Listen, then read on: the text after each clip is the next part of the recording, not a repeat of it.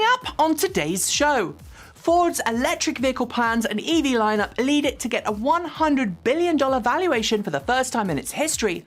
The US National Automotive Dealers Association say they're fully on board with electric vehicles, just as lawmakers begin to reconsider the franchise laws that have prevented most automakers from selling directly to customers, and Sony demonstrates how its Vision S electric car can be driven remotely from half a world away.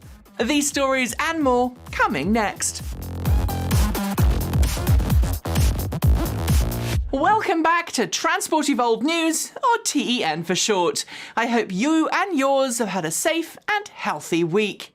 Make sure too that you hit the bell and subscribe, and if you're so inclined, become a Patreon supporter over at patreon.com. We are producing our biggest budget videos yet, so anything you can send our way would be gratefully appreciated. Today's show is also sponsored by the Electric Vehicle Association. There's a new name, but it's the same great organisation that could help save you a lot of money and help you transition to a cleaner future and finance your own clean energy and transportation purchase. It is no secret that Tesla is currently the world's most valuable automaker, with a market cap of more than $1 trillion, thanks in part to its approach to EVs, sales and service. For a while we've wondered if other automakers could follow Tesla's lead by focusing on electric vehicles, and the answer appears to be yes. This week, Ford's stock market valuation crossed $100 billion, something that Wall Street analysts say is directly connected to 140% stock value growth during last year, something that made it the fastest growing stock in the automotive industry. That, in turn, is connected to the strong demand Ford is experiencing for its F-150 Lightning pickup, and more importantly, steps that Ford is taking to meet that demand.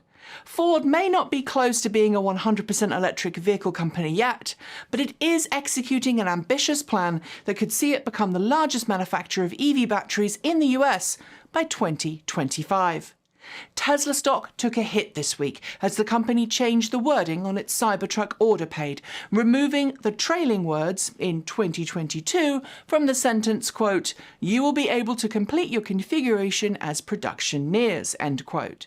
Some news outlets, including Reuters, claimed Cybertruck will be delayed until 2023, citing anonymous sources close to the company. Without an official press team, it's really hard to fact-check these claims. But later this month, we'll get to hear from the horse's mouth on Cybertruck, as Elon Musk has confirmed on Twitter that he will be present for Tesla's upcoming earnings call in order to give a, quote, Cybertruck roadmap update. The earnings call will be broadcast on Tesla's Investor Relations channel shortly after the Q4 and year-end results are released at close of markets in New York on January 26th. Supporters of hydrogen fuel cell technology have long championed it as a transportation technology of the future today, while detractors of the same technology have, for almost as long, said it's the technology of the future that will always remain in the future. But for one French city, the wait for hydrogen fuel cell vehicles has just been too long.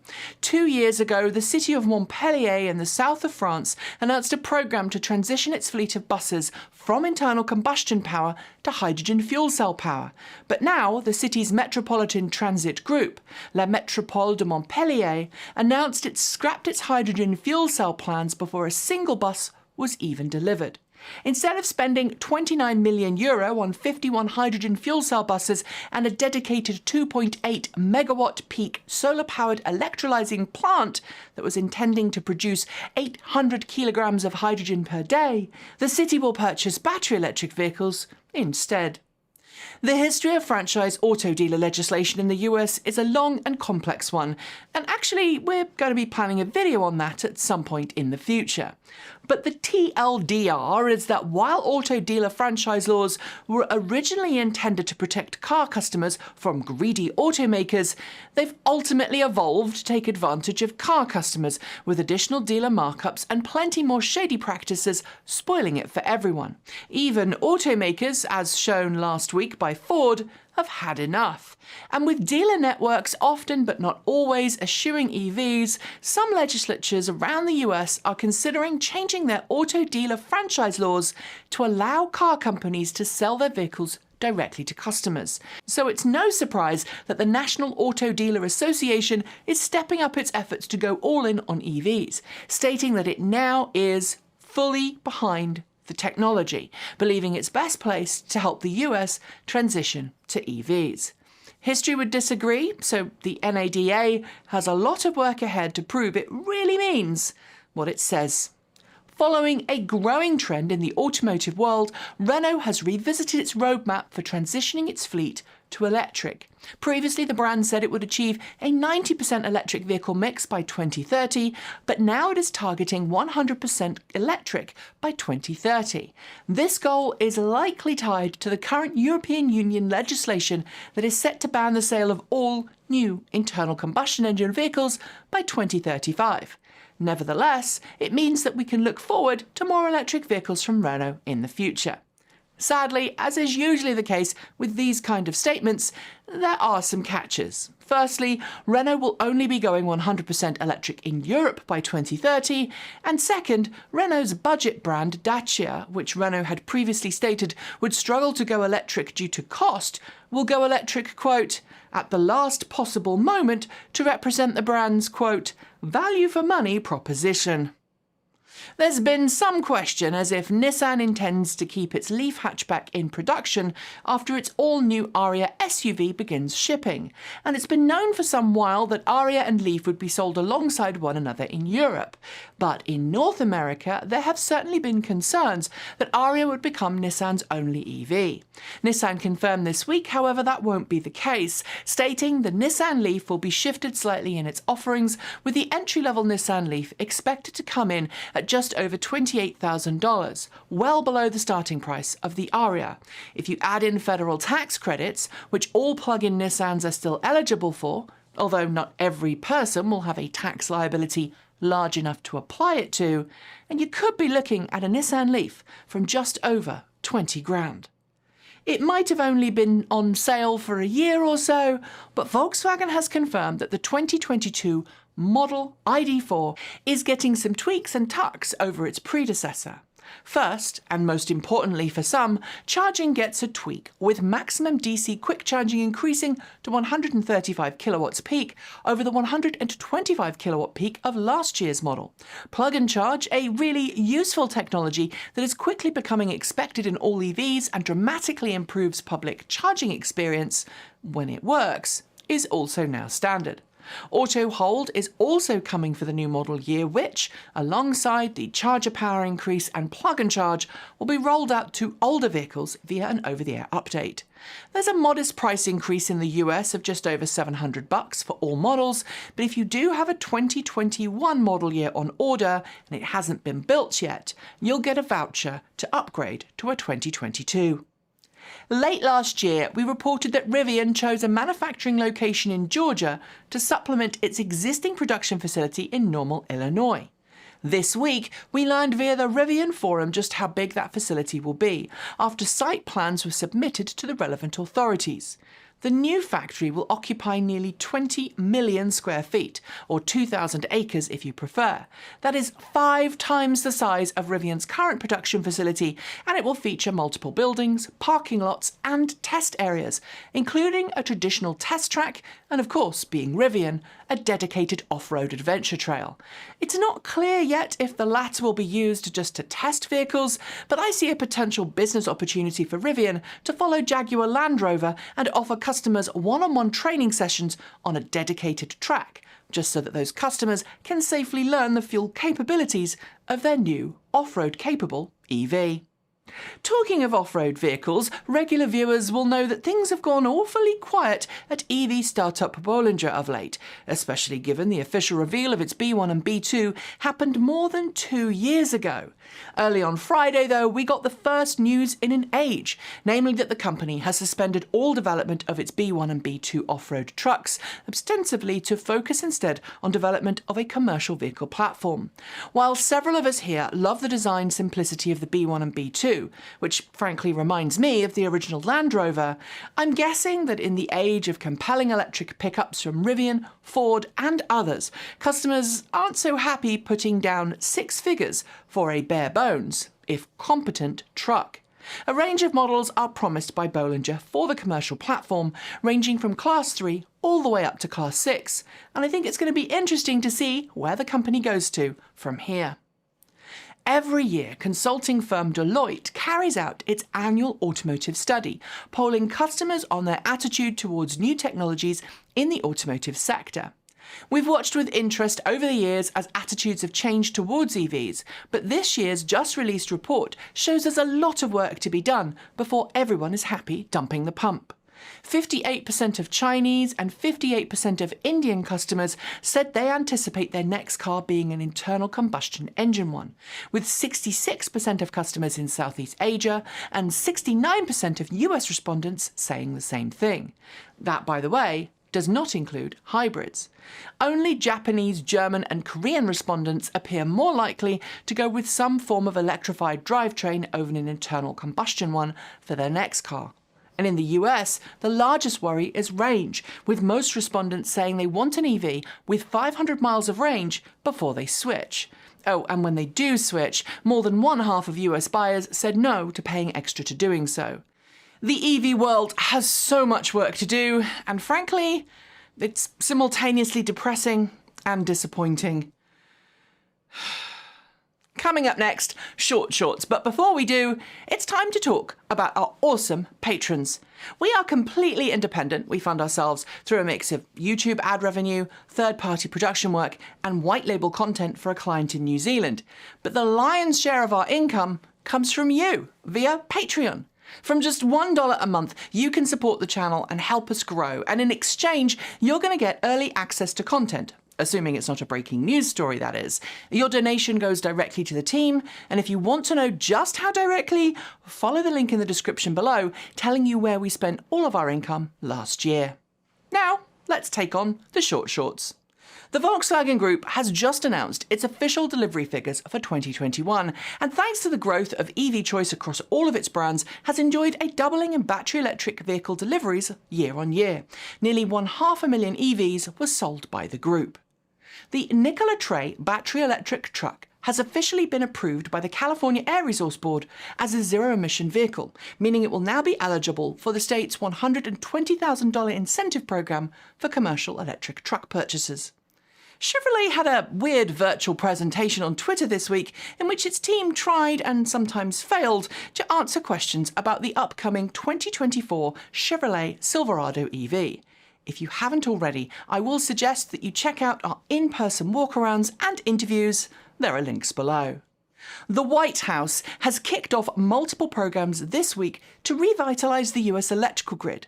These include accelerating the deployment of new transmission lines, supporting clean energy in underserved communities, and opening up more offshore areas to wind farms. The median range of new electric cars sold in 2021 fell compared to the previous year, from 259 to 234 miles. This means more affordable mid-range cars were sold than high-end, ultra-expensive, long-legged ones. Rivian and non-profit Adopted Charger have announced a collaboration to see free EV charging stations installed at national park and recreation areas in California. The stations will be deployed at Yosemite National Park and the Golden Gate National Recreational Area. Aftermarket tuning specialist TSportLine has announced a range of replacements for the controversial Yoke found in the Tesla Model S and Tesla Model X. You can now get something that looks a little closer to a steering wheel, although it's not round, but you will sadly lose the airbag. Henrik Fisker caused a little stir this week when he teased some images on Twitter of what appeared to be an electric supercar. The now deleted tweet claimed that the vehicle was in a segment that doesn't exist today. Fisker says testing is already underway. Like Volkswagen, BMW enjoyed massive battery electric vehicle growth last year, more than doubling its EV sales year over year. Plug-in vehicles, including plug-in hybrids, were up more than 70% year-on-year, and now Mini is selling more plug-in vehicles than ICE cars. The Kia EV6 has, like most vehicles, suffered delays due to the global chip shortage. But this week, we saw some news suggesting that's changing, with one customer in the UK getting their EV6 3 months ahead of schedule. We'll wait to see a trend before passing further judgment. Mercedes-Benz has confirmed that it aims to transition manufacturing of all motors and drivetrains for its electric vehicles to in-house production in order to help it better scale up and keep quality of control and pricing in hand. It aims to do this from 2024 onwards. Kandi, a company that's been quite quiet of late, has signed a contract with Hunan Hengrun Automobile Company Limited in China to jointly develop EVs with battery swap capabilities.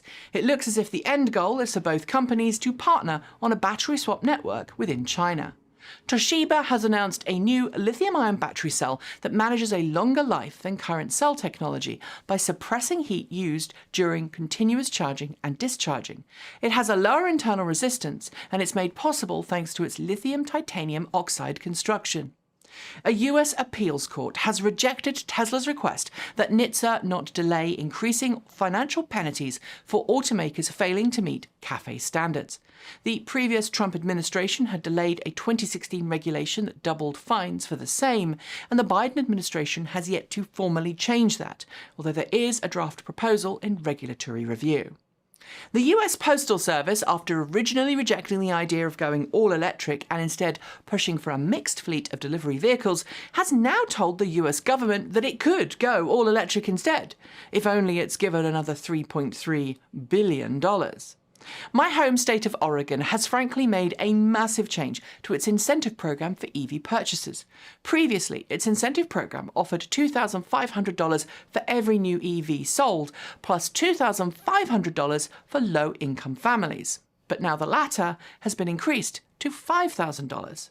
Despite a massive increase in its battery electric vehicle sales figures for 2021, BMW has stated that it still isn't convinced about going in-house for battery cell production.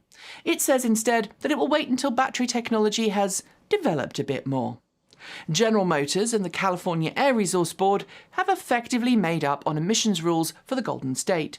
Previously, GM was one of the few automotive holdouts who sided with the former Trump administration against California having tougher emissions standards. Automotive vehicle startup Nuro has unveiled its next-generation delivery robot. It's powered by an electric drivetrain and has dual-compartment delivery pods on wheels. It seems perfect for the age of COVID, where going to a store might be a stressful experience. The state of California is revisiting the exemption that it's given Tesla when it comes to reporting crashes and system failures of autopilot technology. It says viral videos showing people abusing FSD Beta have given it cause to rethink the exemption. We'll keep you posted on this one. Honda is continuing to blow both hot and cold on its EV program, with one executive telling Automotive News this week that the company believes expectations for EV demand is, quote, out of whack. This is, by the way, saying it's not sure if it will build EVs in North America or not. By the time you watch this, Local Motors, the company behind the Olli autonomous shuttle, will have closed its doors for the final time. Olli was one of a number of early contenders into the world of pod-like vehicle shuttles, but it can't keep up with better-funded shuttle rivals. Alpha Motors, the car company that we think just loves to showcase new EVs, announced another car. Meet the Saga Estate, a new vehicle that we would love to get behind the wheel of if we were only 50 years old, if we thought it was ready to drive and wasn't just another rendering. British joke there. Yeah. The Valais region of Switzerland has officially decided to end its plug-in hybrid incentive program after a recent study questioned their environmental benefits. As we've said before, we think all plug hybrid incentives should only be offered when range is in excess of 50 miles, 80 kilometres in EV mode. That's enough for most people to be in all-electric mode the majority of the time. A German security specialist has tweeted that he's found a vulnerability that gives him full control of more than 14 Teslas in 13 different countries. He used API keys and third-party software to gain access, but he says owners, not Tesla, are to blame for the security issues. Watch this space.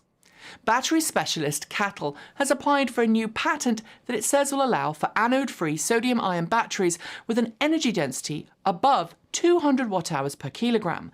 The new chemistry allows for an 80% charge in just 15 minutes at room temperature.